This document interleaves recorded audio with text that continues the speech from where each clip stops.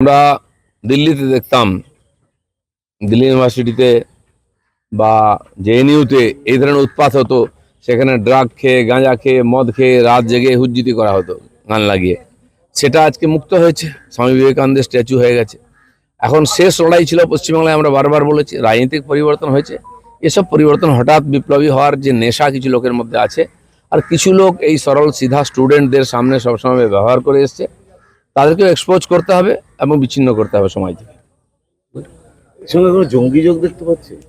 এদের ব্যবহারে তো জঙ্গিপনা দেখতে পাচ্ছি, জঙ্গি যোগ আছে কিনা সেটা পরবর্তীকালে বোঝা যাবে। কালকে মাননীয় মুখ্যমন্ত্রী এদের সঙ্গে দেখা করতে গেলেন এবং বললেন যে প্রত্যেকের শাস্তি হবে। দেখুন, দিল্লিতেও বলুন, কলকাতায়, ভারতবর্ষে আজকে যে সত্যি সত্যি গণতান্ত্রিক পরিবেশ আছে, গণতন্ত্র প্রতিষ্ঠিত হয়েছে, এটা এদের অ্যাটিটিউড দেখে বোঝা যাচ্ছে।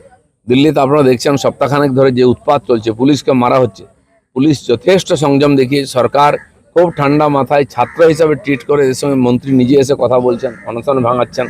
এখানেও মুখ্যমন্ত্রী সংযমের সঙ্গে বলেছেন, পুলিশ পারমিশন দিয়েছে।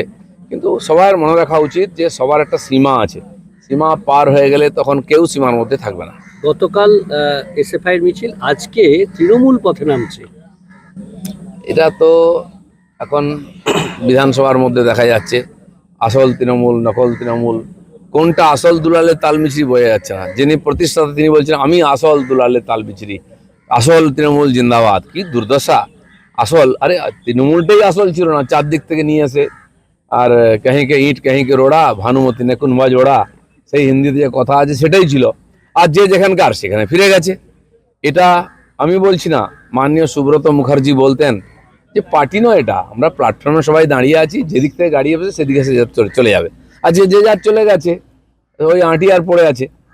এই ধরনের চালাকি যখন সিদ্ধান্তহীনতায় মানুষ ভুগে বা অপশাসন হয়, মানুষ বিভ্রান্ত হয়ে গিয়ে কোনো না কোনো একটা শক্তিকে নিয়ে আসে, আর তার ফলে জনগণের সমস্যা বাড়ে। যেটা পশ্চিমবাংলায় হয়েছে, তারা আবার পরিবর্তন করেছেন। দিল্লিতে আপ পার্টি হয়েছিল, তারও দেখলেন দুর্দশা। আজ শেষ, পাঞ্জাব থেকে লোক নিয়ে আসছে, দিল্লিতে লোক নাই। এখানেও ঠিক তাই হয়েছে, এদের অস্তিত্ব সংকট। মমতা ব্যানার্জি গায়ে মানে না, আপনি মোড়ল, তিনি দিল্লি থেকে ভাষণ দেবেন। এই যে দুর্দশা, এটা মানুষের সামনে আরো পরিষ্কার হয়ে যাচ্ছে।